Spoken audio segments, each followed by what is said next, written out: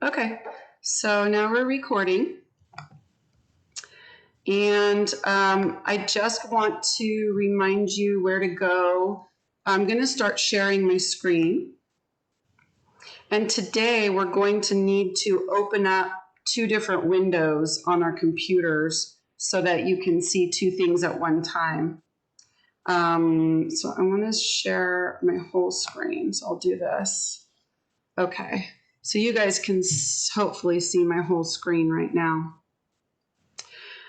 This is my attendance roster.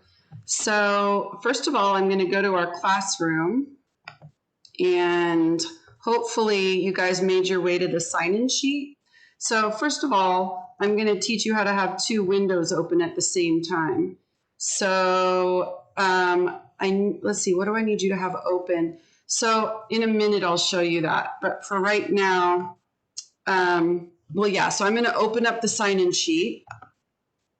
And if you want to have two windows open at the same time, can you guys see my screen? Yeah. Okay. You're going to click on the tab at the top, click on it, and drag to the right, and it makes two windows. Okay? So that way you can have your Google Classroom open on one side or whatever. You can have two things open at the same time. So right now we have our Google Classroom on the left and our sign-in sheet on the right. But you need to have your sign-in sheet open because actually this sign-in sheet is shared. So if you notice, that was last week's meeting, 9:10. We want to go to the bottom and click on 9:17. Okay, so I need you both to do that. I need you to open another window. First of all, click on the Bridge WebEx. You got to go to our Google Classroom in another window and open our Bridge meeting sign-in sheet and homework hours. And then go into the Bridge meeting sheet, WebEx meeting sheet. Okay, I see that Susanna made it in. And she's going to put 10 a.m. for her, well, whenever she got here at like 10, around 10. It was a little later than that. Okay, so Simone, are you able to get there? Oh, no. Okay, so are you in our Google Classroom? Do you know how to go to Google Classroom? Yes. Okay, so you're going to have to open another window on your screen. Go to Google Classroom. Okay. Click on our Bridge Classroom. Okay. Go to classwork at the top. Okay. And then scroll down till you see, okay, sorry, I need to X this out. Scroll down until you see, hang on, I need to make it so you can, the meetings folder. Meetings folder. There's one that says, okay, this is so frustrating. Let me close this out. Meeting Okay. sign-in. Yeah, so if you click on classwork and look on your, there's one that says meetings, and then the very first thing under meetings, it says meeting sign-in sheet and homework hours. Click on that. Okay. And then there should be a document in there for you to click on. It says Bridge WebEx. It's a Google Sheet. Click on that. It should open it in a new window. Okay. And now find your name on the list. Okay. Okay, I don't see you in the document yet. I don't know. Yeah, I don't see you in the document yet. I have meeting time 10 a.m. Meeting time out 11:30. Meeting You total. want it's the very first one under meetings. It says meeting sign-in sheet.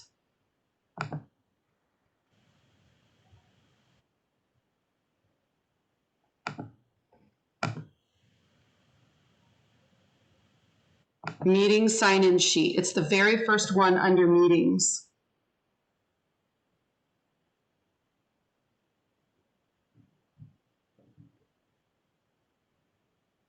Are you with us, Simone? Oh my goodness, I think we may have lost her.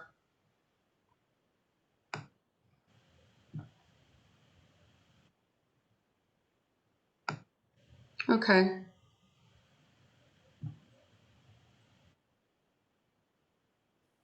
She's back. Hello, I'm back.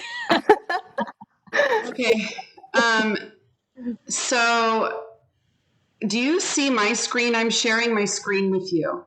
Okay, I can see. So this is what our meeting homepage looks like. Mm-hmm. I need you to open another window on your screen and go to our homepage. So Okay. you have to create two windows side by side on your screen in order to do this. Oh, I don't know how to create two windows by. Okay, I just showed you guys, so I'm going to show you again. First of Okay. all, you have to make the window that has your meeting smaller by dragging it smaller. Oh, smaller. Okay, smaller. Okay. Now, up here, you have to click on a plus to make Plus. a new tab at the very top. Okay. Now you need to go to your Google Classroom by clicking the waffle and clicking Classroom. If you have to sign in, you have to sign in. And then you'll get to our Google Classroom homepage. Okay. So it looks like this, right? It's a bunch of classrooms, and you want to go to Bridge morning and evening. That's the one you want to go to. Let me know when you got there. Yes, Okay. I'm there. Click on classwork. Classwork. Okay, scroll down, and you'll see a meetings title in blue. Do you see that? Meetings. Meetings. Yes. And then meeting sign-in sheet. Signing sheets. Okay. Okay, so now once you open that, there's a document. It says Bridge WebEx. Mm-hmm. Click on that document.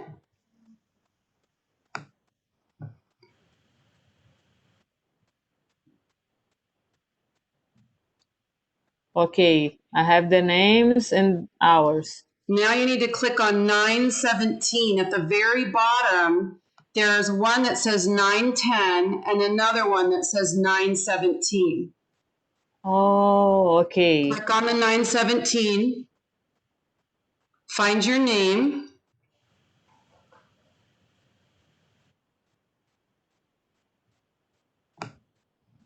I don't see you in the document. Just a second. There you are. Ah. Got it. It's very important that I teach you this because this is how I take roll. This is how I enter your attendance. So Now, if you don't sign in, it makes it look like you were absent. can I share right now? No, you don't need to share. Okay. Once you enter it, it's already there. Can you please type in the time? I can see you in there right now. Okay. There you go. Okay. So when you leave the meeting, or you can just type it in. Actually, our meeting, I'm not sure how long it's going to go today. It's usually an hour and a half. Okay. The other thing I need you to enter in this document are the number of hours you spend in 1 week doing homework. So for this week, you need to enter the number of hours you spent doing your homework. Okay? So I need you to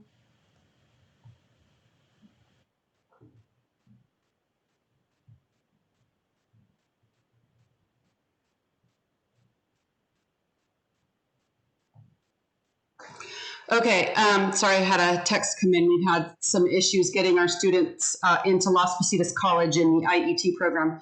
So make sure to remember to enter the number of hours that you spent doing homework, because we also give you credit for how much time you do your homework, okay? So that's in this column right here. So for example, can you see my screen, Simone? Yeah. Okay, I would put like 6, like maybe you spent 6 hours on homework. So you just enter a number there, however many hours you spent in 1 week. Okay, I'm going to X out that now. I'm going to go to our classroom. Okay, so back to classroom. You still need to have 2 windows open, you guys, because you're going to be opening your own individual documents in a minute. So the other thing that I want to ask you is, have you been watching my videos for the assignments? Because I can see who is and who isn't watching my videos. And there are like 15 or more people in our class, and only 3 people have watched my videos. So I need to make sure that you understand how to watch my videos. So, Susanna, I have a feeling you're probably one of the ones that did watch my videos. Yes, I already saw your videos. Yeah. Okay. So, Simone, have you watched my videos? Yes. I saw the So we 1 have, and 2. you saw 1 and 2. Yeah. Okay, so there's 1 for 3 as well. We have video and activity 1. Are you seeing my screen right now? Yes. Okay, so we have 3 videos uploaded right now. Activity 1, activity 2. It's video and activity. So you watch the video and then you do the activity. And Yes. then we have video and activity 3. Okay, so there's a third one that you can watch and do. Okay, so today we're going to do class video in activity 4. Okay, we're going to, instead of me uploading a video of myself ahead of time, I'm videoing our class right now, and I will upload this class video to our Google Classroom. So other people who weren't with us can watch it and then do the activity. But for you, you're going to do this live. That means right now. Okay, so I'm going to go to our slide presentation, and I'm going to talk you through this slide, and then we're going to stop and do the activity. So the last activity that we did, or that you should have done, was activity number 3. So today we're going to do activities 4 and 5 and maybe 6 if we have time. Okay. So I'm going to get back to my slide presentation, and I'm going to scroll down, or I'm going to go forward to the area where I left off from my last video. Okay, so the activity that you should have done was, the last activity you should have done was activity number 3, this one. So in my last video, I know I'm sharing my whole screen, so I need to make this smaller. In my last video, I went over what are the writing standards for college and career readiness. And I talked about all of the different things that you're supposed to learn when you're in a college and career readiness class. All the things that you're supposed to learn about writing. Okay, so we went over that last time. And then, okay, I introduced this activity. So if you haven't done this already, please later after our meeting, go back into our Google Classroom and do this assignment. So this assignment says, should schools reopen before there is a vaccine for COVID, yes or no? And in the video, I talked about the fact that you have to choose one or the other. You have to choose a yes argument or you have to choose a no argument. And so, for example, your argument might be, yes, I think schools should reopen before there is a vaccine for COVID because most people will not die from the sickness and it is detrimental to all of our emotional and physical health to have to stay home. Okay, so that would be, well, your argument would be, yes, schools should reopen before there's a vaccine for COVID. And your reasoning would be what I just said, because most people won't die from the illness and the rest of the people's mental health suffers when they have to stay home. Okay, or you might argue schools should not reopen before there is a vaccine for COVID because, and then you're going to enter your reasoning right here. And then you're going to do an internet search. Sorry, I hate it when I do that. And your internet search is going to be, you might type in reasons why schools should reopen and see what other people say. Or you might type in reasons why schools should not reopen and then look for articles on the internet that support your argument. Okay, any questions about this assignment? Susanna, did you already do this one? Not yet. Okay. I have a question about the evidence. If we only find the some people's opinions, not the article from the reporter or writer, so what I'm going to do for coding this I information? understand. So when you're looking for evidence, it's true. You want to find facts, right? You want to find things that are definitely true. So I encourage you to look for information that gives you facts. Like there might be an article out there somewhere where they did a study on what happened when a school opened again. It might be out there. Like certain schools have chosen to open. So there might be an article out there about what happened when they opened. Did the rates of COVID infection increase? So if you can't find like facts, then you can state other people's opinions, but then I guess you're going to have to explain in your evidence that that it's that person's opinion rather than actual fact. So I encourage you to look for facts, like actual data, studies, right? Or things that really happened.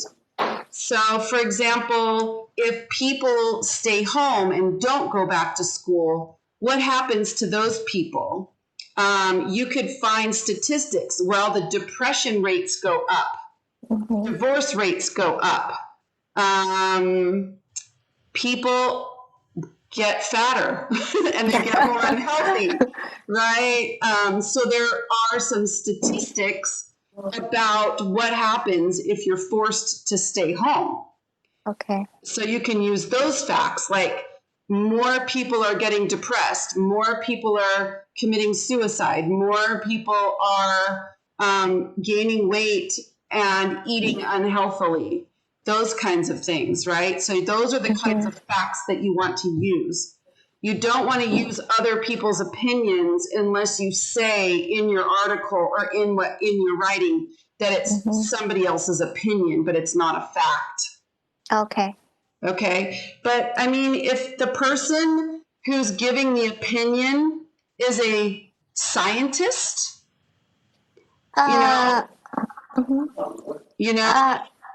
Yeah. So I mean, I didn't do this the homework yet, but I have worried about if only have opinions, cannot find the facts. So what should I do? Yeah. So, but now I know how to find the facts. Yeah, you just have to think, what can I research on Google that will give me facts? Mm-hmm. So you might have to learn what to type in for what you want. So you might type in increase in depression rates during shelter in place. So you have to get creative with your search terms. Right? Okay. Yeah. Do you understand all of this, Simone? Yeah. Okay, so you're looking for facts, and so yeah, and that was a really good question, Susanna, because I'm not sure everyone would have thought of that. So that was a really good thing that you said that and brought that to my attention, because right now we're recording, so other people will understand as well. It's not a good idea to use other people's opinions. It's a better idea to use actual factual evidence, okay? Okay. When you're backing up your opinion. All right, so look for facts, but you have to get creative for how you search for those facts on the internet. You have to type in the right words to get what you want. Okay, so we're going to go to the next section. So we've talked about reading and we've talked about writing. And now we're going to talk about speaking and listening standards. Okay, so speaking and listening standards, there's only these that are added to the standards for college and career readiness. There's 6 of them. So the first one says participate in conversations and collaborations.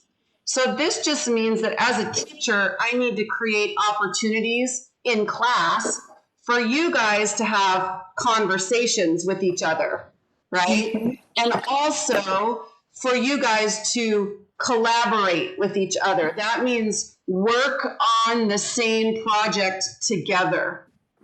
Okay, so conversations, meaning talking to each other, and collaborations, meaning working together.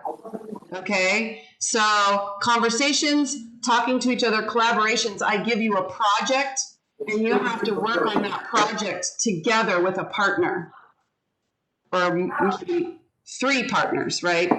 Okay. So next, evaluate. So the word evaluate, that means to decide if it's good or not good. That's what evaluate means. Is something good or is it not good? Okay, so evaluate presentations using various media, meaning you look at a presentation. A presentation is a talk or a lecture that somebody gives in front of an audience, right? And so they might use media to give their presentation. They might use a video. They might use a slide presentation. They might use audio. They might use props, like physical things that they hold up in front of you. They talk about a theme that they're holding. Okay, so that's what media means. It means what is the presenter using in their presentation as a visual aid, as something for you to look at to make everything more clear when they're talking. So when we say evaluate, we mean as an audience member, was what that presenter did effective? Did they do a good job? Did their visual aid make their presentation more clear? Okay, so that's what evaluate presentations means. Okay, the next one, evaluate a speaker's reasoning and evidence. So again, we have this word evaluate. Is it good or is it not good?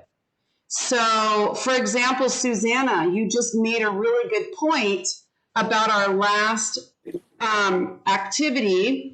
You said, is the evidence just somebody's opinion, or is the evidence scientific fact.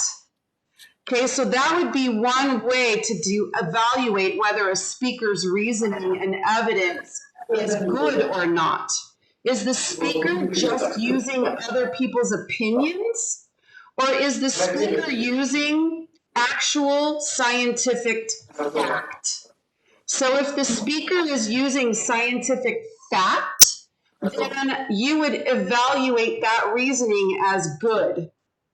But if the speaker was using somebody's opinion, you would probably say, oh, I'm not so sure your evidence is good. I don't think that evidence is reliable necessarily. It might be bad, right? So but you have to decide as a listener when people are using good facts or maybe not so good facts to support their argument. Okay, so next, oops, I hate it when I do this. Present using digital media and visual displays. So this means you, when you are giving a presentation, you need to use visual displays, meaning things that the audience can see, to make your presentation a lot easier to understand and remember. So, for example, I'm using a visual display right now. I'm using a bubble chart to represent all of the speaking and listening standards that are in the college and career readiness booklet that the government put out.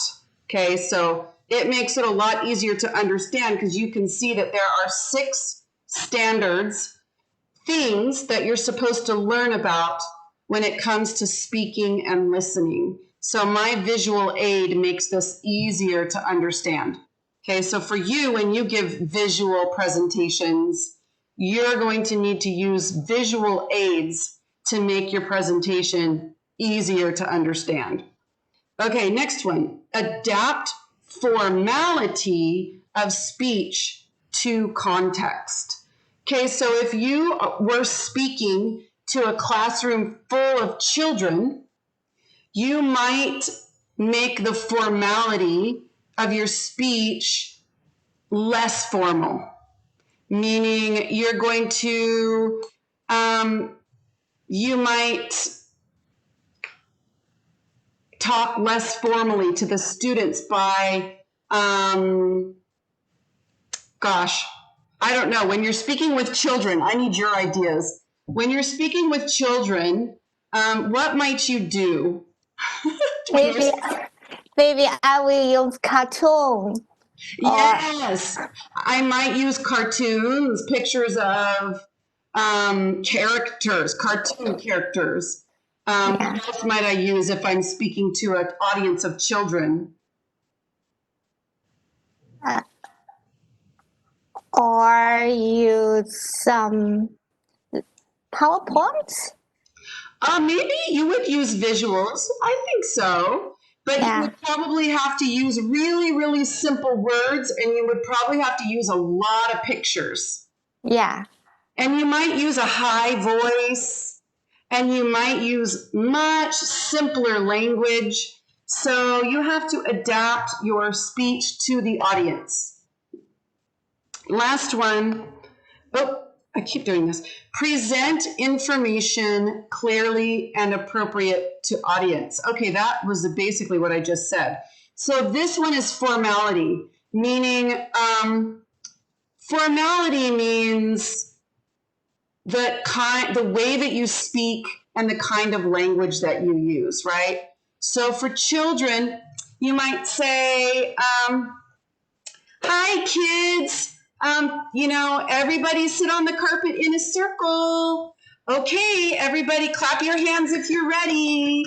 Okay, that's less formal, right? But if you're in front of a big audience, good morning and thank you for coming today. Would everyone please take your seats?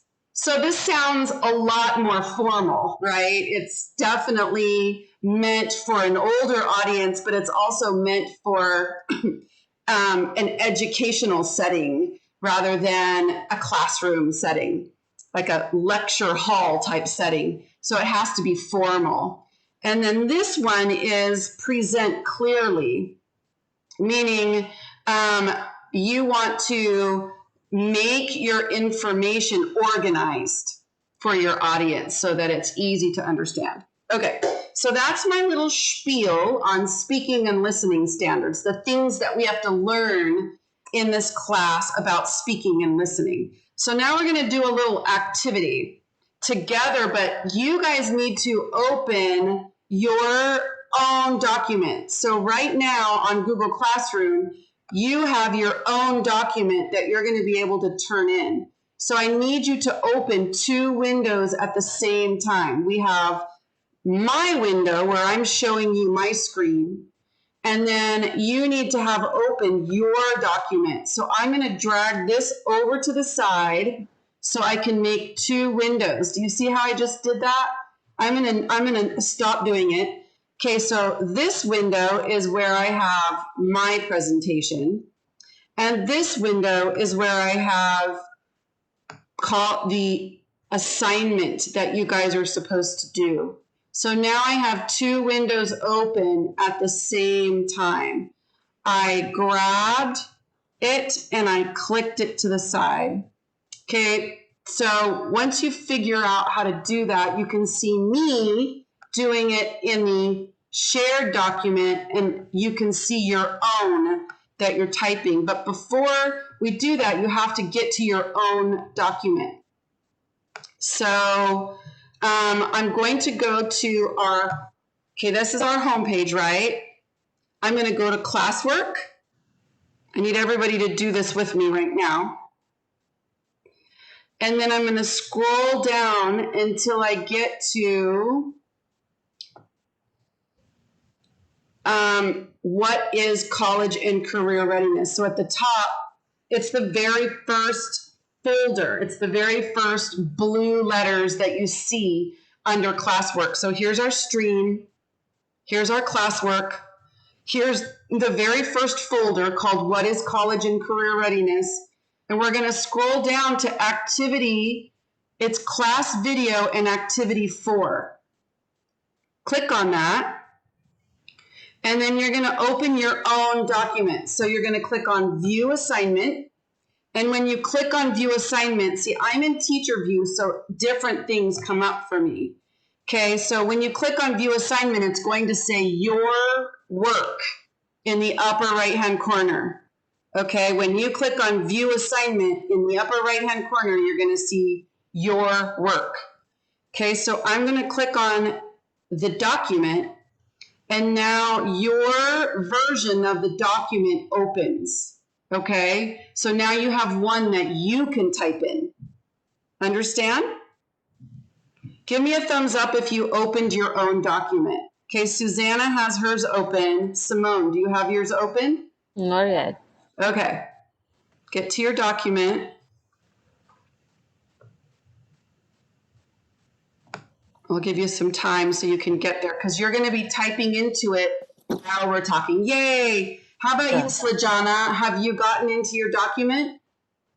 No, I'm doing it. I'm watching over the phone, so I cannot open. Oh, okay. All right, you're going to have to do this later then. Okay, Slajana? Mm-hmm. Am I saying your name right? Yes, you do. Okay. Okay, so now I don't need 2 windows open because I'm going to type into the common document. So I'm going to close out this window so you can see a bigger version of this window, but hopefully you guys have 2 windows open at the same time. Okay, so let's talk about some ways to make an oral presentation smooth, clear, and easy to understand. So let's talk about body first. What are some things that we can do with our body when we're giving a presentation in front of a class that will make the presentation more clear? What are some things we can do with our body? I think stand up. Okay, stand up. Okay, What else can we do with our body? Mm. So which direction? Wear the appropriate clothes. Oh, okay, that's nice. Wear appropriate clothes.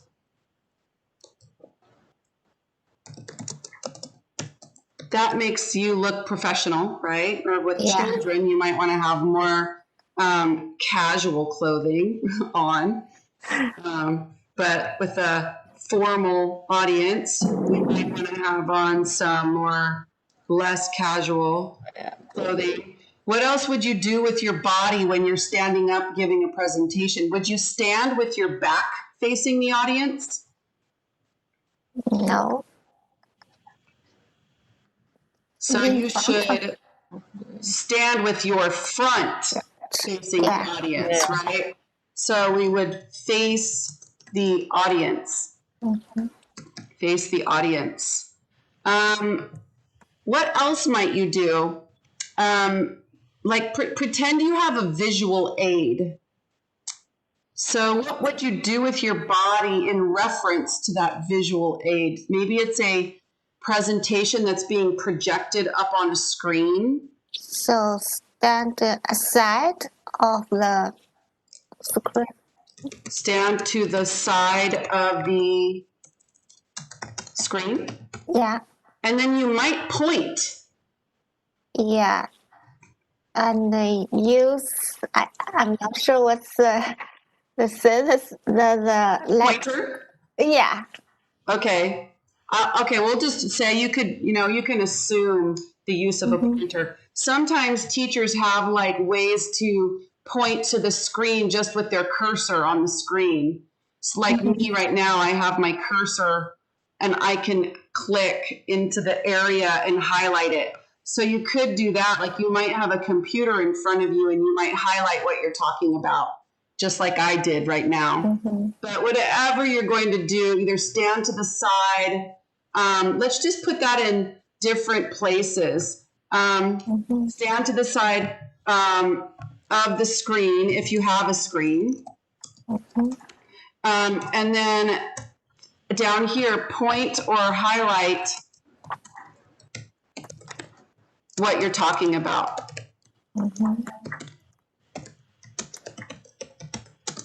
Okay. Cool. All right. How about your voice? What do you do with your voice when you are giving a presentation? Louder. Speak loudly. Yeah. So everyone can hear you, basically, right? You Yeah. might need to use a microphone.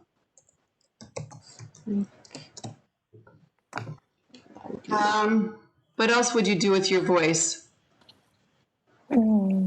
Speak maybe a little bit slower. Speak slowly. Or yeah.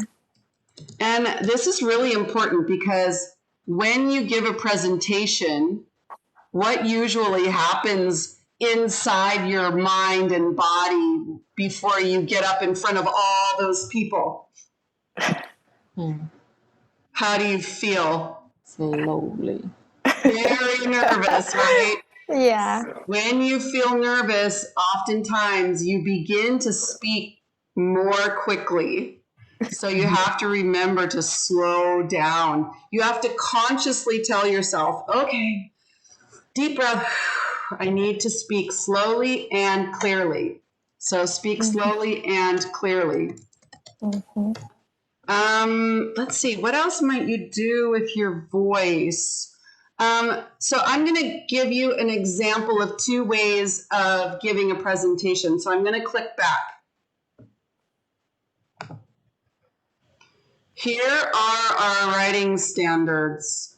Write a claim with reasoning and evidence. Write informative texts. Write narratives of real or imagined events. Write for task, purpose, and audience. So that's the first way. Here's the second way. The following are all of our writing standards. First, write a claim with reasoning and evidence. And what might you ask is a claim? Well, a claim is an argument. For example, I don't think that we should open schools before there is a cure for COVID. Okay, so what are the differences between the two things that I just did? Oh, I'm out of present mode too. Mhm. So the first one, what was my voice doing? Let's see. The tone's different. What did you say? Tone's different. The tone? Yeah. Tone. Okay, the tone. Yes. I think what you mean, yes, you're right. The tone was definitely different. The other thing was one was very monotonous. So that means one tone, right? I'm speaking on one tone. I don't have a lot of highs and lows. I just have my voice staying kind of right about here, right? You know, or I have inflection. So the first thing that we want to discuss is making a claim. Okay, so I have ups and downs in my voice. So use, and this word is called inflection. Use inflection. Inflection. So can everybody say this? Inflection. Inflection. Inflection. So it's three Inflection. syllables. Inflection. Inflection. And there's an accent on one of the syllables. So listen, inflection. Where's the accent? Flex. Inflection. Flex. Inflection. Which syllable? Inflection. No flex. Inflection. Inflection. F. Yeah, the second syllable. Yeah, inflection. So in is the first syllable. Fleck is the second syllable, and shun is the third syllable. So inflection, inflection. So the second syllable gets the accent. And it's ironic because we're talking about using highs and lows in your language. So use inflection. Okay. The other thing I did the second time around, the first time, I was just reading the words off the page, right? Mm-hmm. The second time, I wasn't just reading. I added what the second time around? What did I add the second time around? Inflection, right? Inflection, and also I added examples in my own words. So we would say, don't just read. We would say, add personal examples. This makes a presentation a million times better. A million times better. Adding personal examples in your own words. Don't just read. Like, just reading off of a slide is really boring. Adding personal examples in your own words is really, really important in a presentation. It kind of makes or breaks the presentation, honestly. It makes or breaks it. So a person just reading off of a screen is not going to have the same effect as a person who's adding their own personal examples in their own words. It's going to be like night and day between those two kinds of presentations. Okay, I don't know if I can think of more to go with voice. Does anybody else have something to do with voice to add?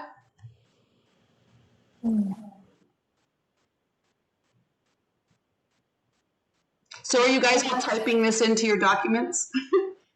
Yeah. Okay. And if you want to do this later, you can do it later. You all have your own documents and you're going to submit them, okay? Okay. Later. Okay, so you're going to click on your own document and type these in.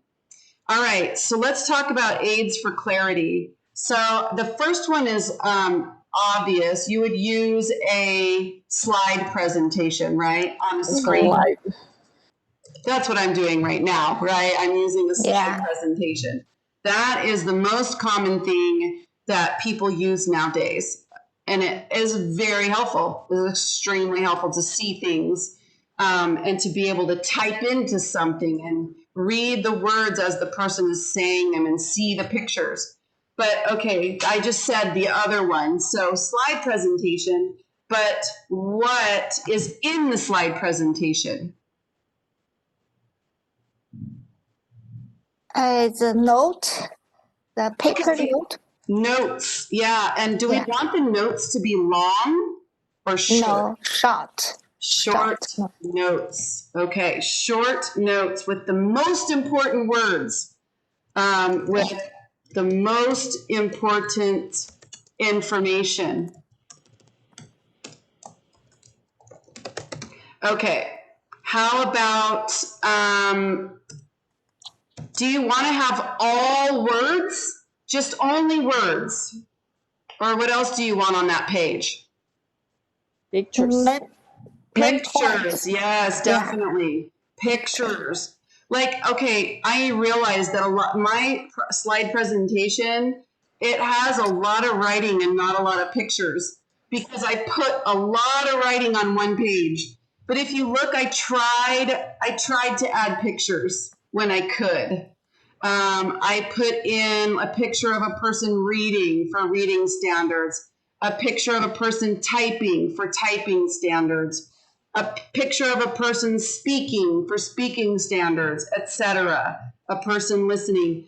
It's really helpful to add visual aids. And if I had had the time and the space, I would have added pictures for all of these. But my time was short when I was preparing this, so later I might add more. I might add a picture for each one of these bubbles in order to make it a lot more clear for you. Okay, so pictures are really important. Okay, let's think about the different kinds of presentations. What if I was giving a presentation about how to do something like how to operate a piece of machinery? Like a action. Yes, you would want to use a Step by physical. step. What? Step by step. Step by step, definitely. Oh, that's good for organization. I'm going to put that over there. Step by step. That would be how you would organize a how-to, presentation. Step by step. Over here, we would want a physical prop. So the word prop means an item that you're going to hold or an item that you're going to touch. Physical item that's present in the moment that people can see you hold or touch, because they're going to have to do the same thing later. So it's a really good idea if they see the actual item that they need to work with. So a physical prop. Trying to think, aids for clarity, slide presentation, short notes, pictures, a physical prop. You guys think of anything else? Some tools. Tools? And which tools are you thinking of? Like if teach the children and we present some related like stuffy animals, teach the buyers or show them the stuffy bears, polar bears. Yes. Stuffed bears? Yeah. I think that would fall under physical prop. Yeah, Oh, you want to yeah. have the Yeah. thing that they're going to have to touch in front of you and manipulating it and doing the thing that you want them to do. Oh, I guess we could say model. This is good. This brought up something. Model with your body, with your body. So model what you want done with your body, or model what you're saying with your body. That's a really important one. You guys see me all the time using my hands for gestures. Uh-huh. Hand gestures, facial expressions, Mhm.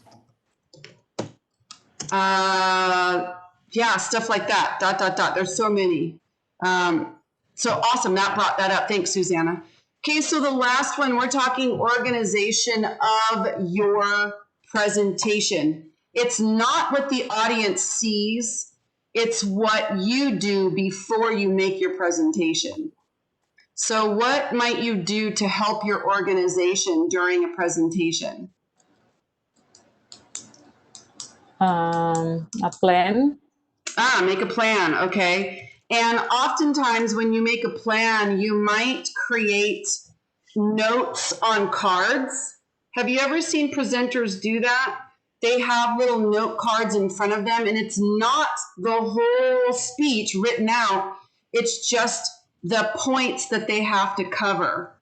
Okay, so plan, you might want to make note cards, or you might want to have speaker notes. So I'm going to show you at the bottom of this presentation, I could add speaker notes that I only see, but my students don't see. So I might say, I want to cover organization. I mean, my slide presentation pretty much covers it. But if I wanted to put a note to myself down at the bottom, organization, and then body, I could make notes to myself that only I see, but my audience does not see. Note cards, speaker notes. Let's see, what else could you do with your organization? So Simone said step by step, which is really good. And I'm trying to think, like, you Okay. can go. Looking for the facts. Okay, so Take care of the space when yeah, where like, the go ahead. where the where you are speaking, the space around you, Where you are, the space where you around you, where yes, you talk. It's where make you're talking. Oh, I see. Okay. So a the clear, physical space. yeah, Yeah, physical okay. space. All right, awesome. For example, like, do you have a projector? Do you have a whiteboard? Do you have is this what you mean? Yeah, and your all space where you are walking, the space you are walking, have this like spots on the floor to walk on it to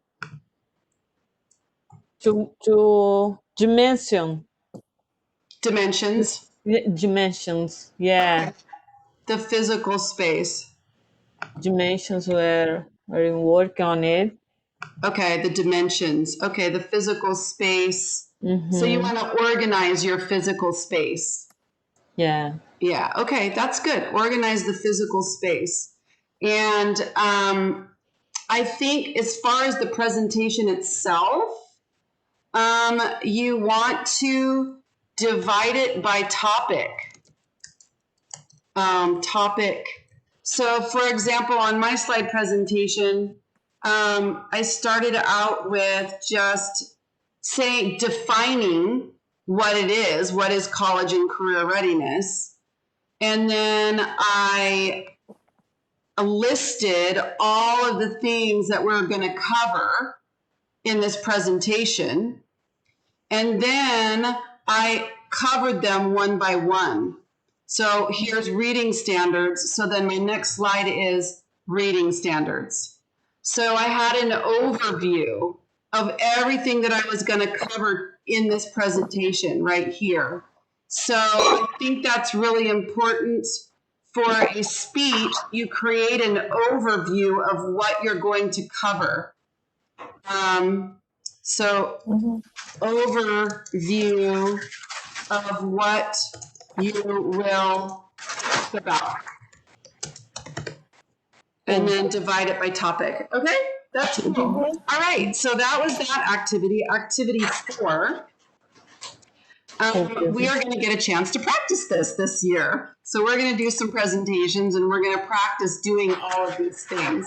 Okay, so you're going to make a slide presentation and then you're going to share your screen and then you're going to present to the rest of the group. Like I'm presenting to you right now. Okay. So we're going to practice this. All right, so next, and I think that'll probably be one of our first activities after we finish this college and career readiness standards presentation. So one of our first activities is going to be making our own presentations, okay? All right, so language standards. First of all, it's 11:07, so we've been going for about an hour. Should we just take a break for a moment? Do I have any questions or comments about what we've learned so far? Or questions about our Google Classroom? Or any questions I might answer for you?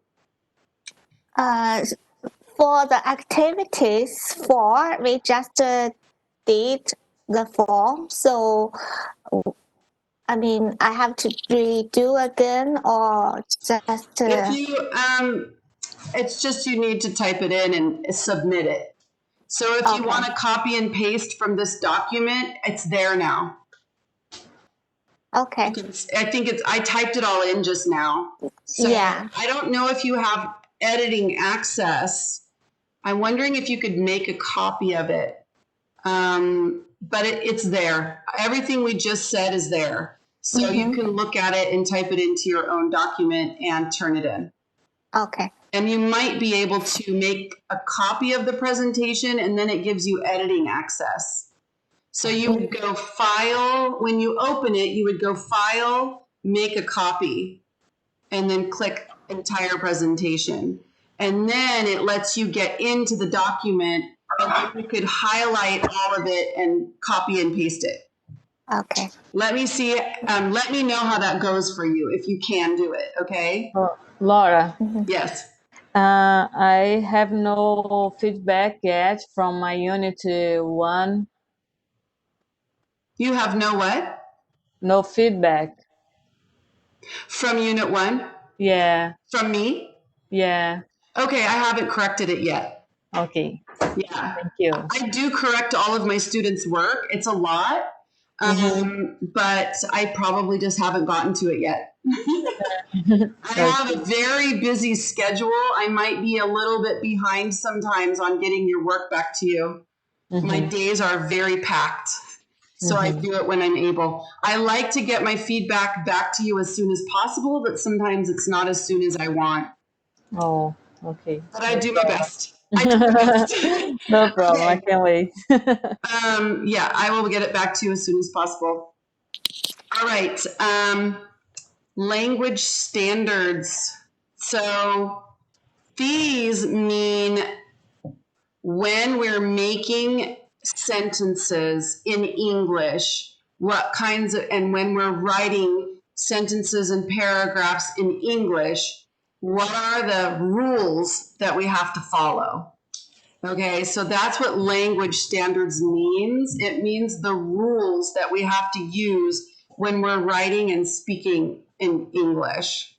Okay, so the first thing would be like grammar conventions. So this is the one that you guys all know about because it makes your speech sound different than a native English speaker, right? Because your grammar is different because you don't know yet how to use all the rules that we have in the English language in your everyday speech. It's really difficult, honestly, very difficult. There's so many things that you have to have in your brain going all at the same time. Mhm. And you haven't been practicing since you were a baby, like an English speaker has. Yes. So you have to logically apply the rules. And sometimes their rules change all the time. There aren't regular rules, they change. So for you, this is a stickler. This is a hard one. You're not going to get super good at this all at once.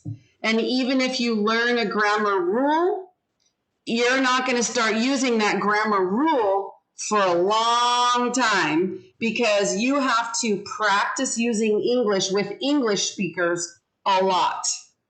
You have to read a lot of English. You have to listen and speak in English a lot before you start to understand and remember all of the different ways that you are supposed to be using grammar in certain situations. So just remember and don't get discouraged in that area. And probably even until the day you die, you will probably still sound like a second language learner. Because That's true. it's just the way it is. I'm so sorry. I wish it could be different, but I think most people, their whole life will sound like a second English language learner. It's very difficult to master it, you know, but you can get a lot better for sure. Okay. Next one, use correct punctuation and spelling. That falls under, you know, do I add a period at the end of the, you know, where do I add a period? How are words spelled? Use academic and specialized words. So, for example, when we were talking about our oral presentations, I said Inflection. inflection, right? That's a word you probably never heard before. And it's specialized to the topic of oral, like auditory presentations. Yeah, an audit, you know, so it's like a specialized term. You wouldn't talk about that unless you were specifically talking about voice, right? And the way a voice sounds in speech. So it's a very specialized term. And that's what I mean by learning specialized language. You know, every time we learn about a new topic, you're going to be learning some specialized language. Okay, next one, appropriate style for context. That one we talked about already. It just means adapting the way that you speak to a particular situation. So I'm not going to talk more about that. Use and understand figurative language. Okay, this is like, what is, okay, here's a term, figurative language. This is a specialized term, okay? And it means that sometimes the literal meaning of what you're saying does not match the connotative meaning of what you're saying. For example, I might say, don't put all of your eggs in one basket. Does that literally mean don't put all of your eggs at home that are in your fridge into one basket? No. No, it has a figurative meaning. Okay. A connotative meaning. It means make sure to have a safety in mind. So, for example, if you are applying for a job and you only want one job, you really, really, really, really want just one job, and you only apply for that one job, and you are putting all of your eggs in one basket, right? Because what if you don't get the job? Now you're unemployed. You should probably apply for that job and maybe 4 other jobs, right? Just to be safe. This is if you need to work, right? You're looking for a job because you have to pay your bills, right? You don't have anyone to help you. You have to pay your bills. You need to get a job, right? So don't put all your eggs in one basket. You have to have a safety net. So there's a figurative meaning to that saying, right? So that's what figurative language means. It means that sometimes language does not have a literal meaning. It has a figurative meaning. Okay. And then last one, use context clues. So this is going to be our next activity. And this is something that's like crazy important for you guys. Context. Because there's a lot of times when you do not understand a word and you're going to have to guess a lot. This happens to you when you read. This happens to you when you speak. This happens to you when you're listening. Okay? So you have to learn how to use context clues to figure out what something means. All right? So we're going to go on to the next activity. So if you want to go later into this document, you can fill in the answers that we're doing together. And I'm writing the answers into the main slides document that you can open in your classwork. There's a link to this slide presentation without my talking in it. Okay, so you can get to that, and everything that I'm typing is going in there. All right, so I don't know, it might even be changing your individual documents. I don't know, I can't remember how it works. Okay, so these are the 5 ways that you can use context clues. So I need to just pull this whole box somewhere else so that it gets out of the way. Okay, so you guys see my screen? Yes. Okay, so the first context clue is restatement. So that means saying something again, but in another way. So this is the first way that you can figure out what something means. So for example, here's a sentence that has a difficult word in it.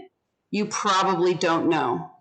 It says, Jack's duplicity, crafty, honest, dishonesty, caused him to steal his coworkers' pensions by funneling their money into an offshore account. This is a complicated sentence. There's a lot of words in here that you may never have seen before. So, in my opinion, the words are probably duplicity, crafty, you might not know, pensions or funneling or offshore. I don't know. There's a lot of words in here you might not know. Okay, so it says Jack's duplicity, crafty dishonesty, caused him to steal his coworkers' pensions by funneling their money into an offshore account. So it says here, what does duplicity mean? Well, we're able to tell what duplicity means because they restate it in the sentence. They say it again in another way. So duplicity means dishonesty. It's our guess.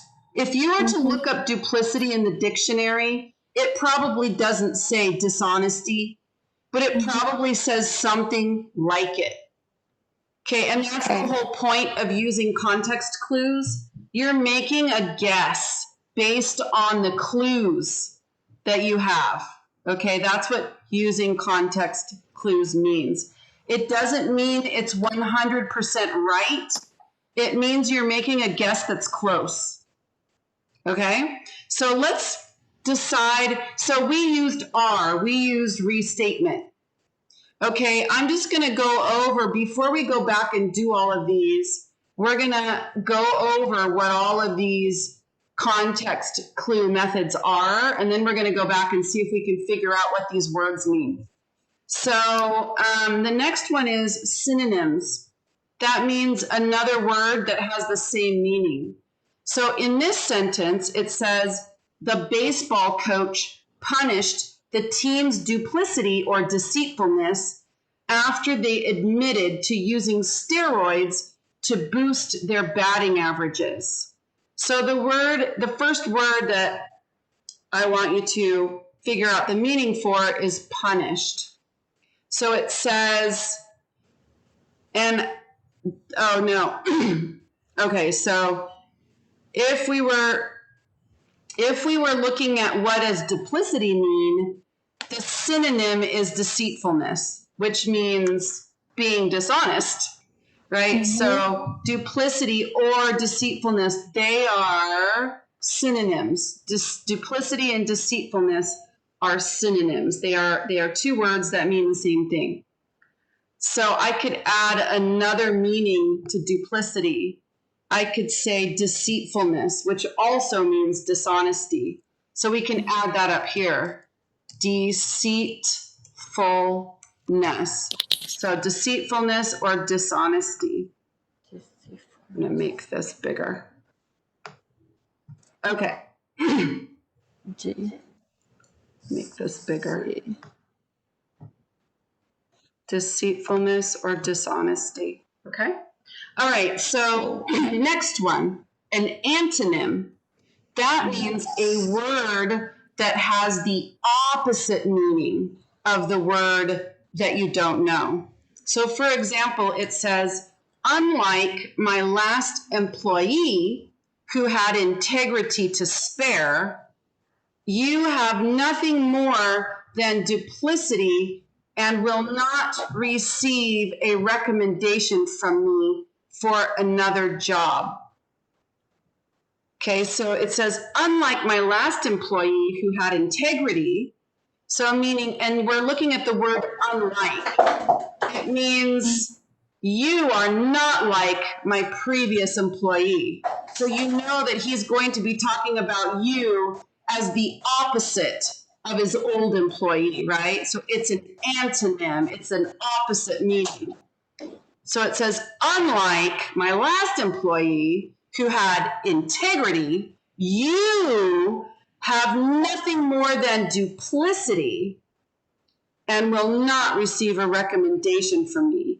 So integrity, what do you think? It's going to be the opposite of duplicity. Well, we know that duplicity means dishonest.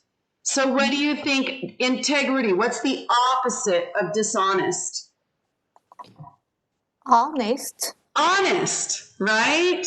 So then we know integrity is going to mean something like honest. Okay, so we would write honest right here. So for honest, we used antonym. So I'm going to write A after it because we know that duplicity is the opposite to integrity. They're opposites. Integrity is the opposite to duplicity. So we know that integrity must mean the opposite of dishonesty. So it must mean something like honest. That's our guess. We didn't look it up in the dictionary, but we made a good guess. Okay, does the dictionary have this definition? No. It has a definition like it, but it's not exact. We made a guess. That's what using context clues means, making a guess, an educated guess. Okay, let's go to this last two. This type of, okay, so this one is, it gives an example. So let's read this sentence. I was aghast at her duplicity when she stole my diamond earrings, sold them on eBay, and lied to me about it the whole time. So they gave an example. So we already know duplicity means dishonesty. But what about aghast? What do you think aghast means? I was aghast at her duplicity. Surprised. Okay. Angry? Right? Angry? Because the example here, she stole my diamond earrings, she sold them on eBay and lied to me about it. So it might mean surprised. It might mean shocked. Shocked. Yes, right? So because, and we're able to figure that out because of the example. Like, first of all, I was, we know that aghast is an adjective, right? Because it's describing your feelings. How was I? I was this thing. We know it's an adjective. It's describing you. It's describing how you're feeling. So you know it's going to be an adjective, and then you know that how you're feeling has something to do with what she did. So the example is giving you the definition. So we're going to put E here for I used the example to figure out what aghast means. I was very surprised and shocked. And then the last thing that you can do, I don't have an example for this one, you can substitute another word for the word that you don't know. So for example, let's go over here to funneling. So let's try a different word. So let's say this sentence. Jack's duplicity, crafty dishonesty, caused him to steal his coworkers' pensions by funneling their money into an offshore account. What's another word that you could put there instead of funneling that would make sense? Deposit. Deposit? Okay. Yeah. Let's try deposit. Deposit. What's another word that might fit there? It caused him to steal his coworkers' pensions by blanking their money into an offshore account. What's another word that we could put there? Put. Put. Yes, yes. Oops. What did I just do? I made a mistake. Put is definitely another one that you could use. Put. So we have depositing. We have putting. What else? Is there another word we could use there?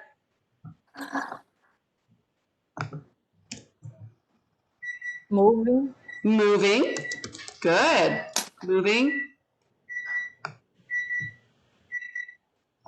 So Transferring. What? Transferring. Transferring. Transferring. So we know that funneling means something like all these words. It means depositing, putting, moving, transferring. And literally funneling means, okay, so the literal meaning of a funnel, oh, Kelsey, grab me the funnel from underneath my daughter's I'm gonna show you a funnel. Here's an example of me using a visual aid for my presentation. This is a funnel. Oh. This is a funnel. Okay. So when somebody is funneling something, they are taking a bunch of stuff, they're putting it in, and it's coming out the other end to a place like a jar, right? So if you're funneling money, it means you're taking somebody's money, you're putting it somewhere, and it's coming out the other end into something, right? So this person is taking other people's money, putting it into their personal account. Right. They're taking something from out here, funneling it, placing it somewhere, and it's coming out the other side. In this instance, it's this person's offshore account. So where is this account? It's not in the United States, right? Yeah. It's Outbound. out of the country, offshore, right? If it was onshore, it would mean somewhere in the United States. If it's offshore, it means in another country. So funneling into an account that's in another country. Okay. So this is how you would use context clues, but we didn't know. None of you probably knew what a funnel was, right? So you didn't know what funneling meant. You had to guess. You had to use context clues. So you could replace that word with other words. But now that you know what funnel is and funneling, is that close to depositing, putting, moving, or transferring? It's close. Close. Yeah. It's close, right? I am depositing, right? I'm putting it in and it's coming out. I'm depositing. I'm putting, right? I'm putting, it's going in one end and coming out another somewhere specific. I'm transferring. I'm taking it from one place and it's going to another place.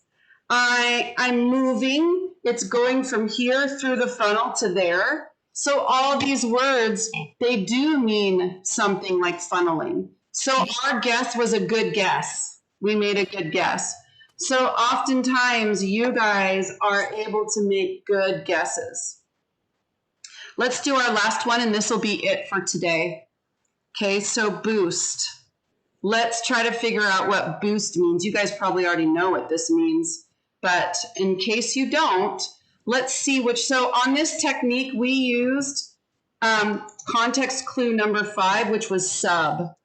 We subbed another word for the word that we didn't know to make the sentence make sense. We subbed. We used number 5. So let's see which one we're going to use for the next one. Boost. The baseball coach punished the team's duplicity or deceitfulness after they admitted to using steroids to boost their batting averages. So what technique might you use to figure out what boost means? We can't use restatement because the author didn't restate this word. We can't use synonym because there's no other synonym in here to find for boost. There's no synonym. We can't use antonym because there's really no antonym in this sentence. There's no other word that has an opposite meaning. So we might use example. Let's see. I don't know. I think the only one we could really use is sub. So let's try substituting another word for boost. So if they're taking steroids, which is a drug to make you have bigger muscles, right? What might they be trying to do to their batting averages? Their batting averages means in baseball, how often are they making a hit with the bat? That's their batting average. And they want to make it do what? If they're trying to make their muscles get bigger so they can make their batting averages do what? Increase. Increase. There you go. Increase. So we know that boost means increase. We substituted a word for boost. Now we know in boost means increase. So we used sub to figure out the meaning of a word. We substituted another word. Okay, so that is using context clues. So we're going to end our meeting today, and you guys have one more activity to do on your own. So I'm going to post a video for the last part of this presentation, and it's going to be about reading foundations and standards. So wait for the assignment to be posted, okay? It will be there probably by the end of today. Okay. And then I'm going to be talking about also the dispositions needed for college and career settings. So dispositions means the traits that you have, the personal qualities, the things about you that make you ready for college and career. And then there's an activity related to that. Which are your strongest dispositions? And which ones would you like to make stronger? And why? So you're going to look at this list and you're going to decide, oh, what am I good at? What am I good at? And you might need to, look at the definitions for each of these words and make sure that you understand them before you decide which ones you are. And you're also going to think about which ones you want to work on. Okay? So that'll be this activity, and I will post that activity. So the ones that we did today together were activity 4 and activity 5. We did those together. And then on your own, you're going to do activity 6. Okay? Okay. Yay! Any questions, comments? No. You're all Mm, good? Yeah. no, good. You're good. All right, Slajana, any questions? Yes, I do have a question. I was trying to do activity number, I believe 2 or 3 that was due on the 14th. And I had a hard time. I'm sorry, I have a, if you hear any noises, I have a workers on the roof, so they're like working on it. But anyway, my question was, I was trying to this work, and for some reason, I couldn't insert anything. I don't know if I need to copy from somewhere else and insert it, Can you, or Slajana, can you see my screen right now? I'm gonna yes, go to that place and I'm going to show you how to get there. Okay, hang on. So I'm gonna go to our classroom.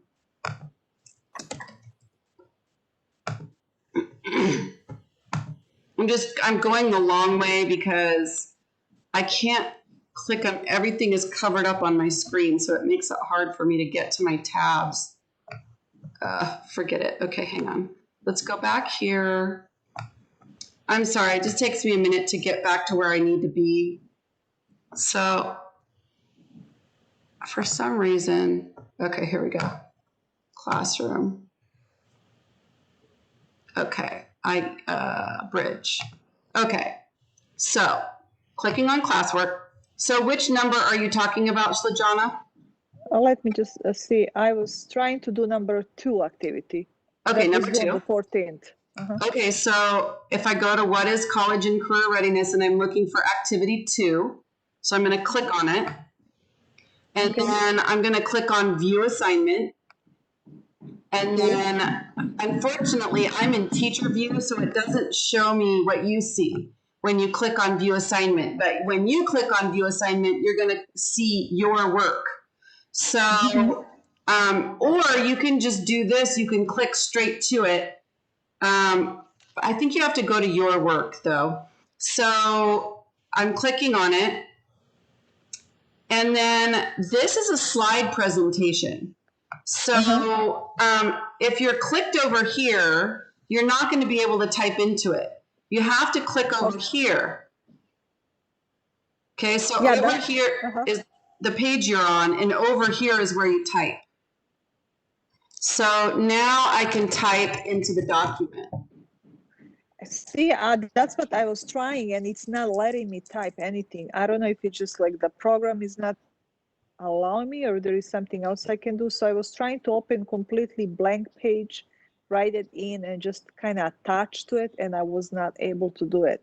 So I don't know if I'm doing something wrong. Can you share your screen with me? So I'm going to stop sharing right now, and I'm going to have you share your screen. So you guys, Simone and Susanna, if you want to leave now, you can. Because now I'm just going to help Slajana specifically with the problem. Unless you want to stay and watch. Sure. Have a good weekend. Have a good weekend. Bye, Susanna. Bye. If you want to stay and watch, that's fine. But if not, you guys can leave, Simone and Susanna. Okay, so I'm going to stop sharing. And you're going to go to the bottom of your screen and you're going to click share content. Yeah, see, I'm on the phone right now, so I don't know if I'm able to do it. Okay. When you tried to get into the document, were you trying from a computer or a phone? I'm doing from the phone right now. You can't do it from a phone. Okay, I have to be on. Maybe that's why I had a problem, because I was trying to do it on the. Yes, you can't do it from a phone. Well, you can, but you have to get the app. On your phone, you have to get the Google Slides app. So you go to the app. I'm sorry, I'm cutting you. I have the app, and that's what I opened up. Just because when I'm not home, I can do it from the phone. Okay. So I do have the app. So I'm going to open the app right now, and I'm going to see if I can understand what's happening with you. So Google Slides. All right. So I'm going to, let's see. Can you see? Hang on, I'll just hold this up to my camera. So on my phone, oh gosh, I don't know if this is going to show up. This. Yeah, I can see. It's just difficult because you can't actually. It's very bright. Yeah, Maybe if I you can turn turn it a my. little bit to the side, I see the. Are you talking about the Google slide? Yeah. So, and I know you said you have the app, so I'm going to click Yes. on it. I already opened it and I see Okay. activity number 2. Okay. So then let me go there. And so, yes, so I'm there. In order to type in, Mm-hmm. let's see if I can do that. You have to get your keyboard to come up.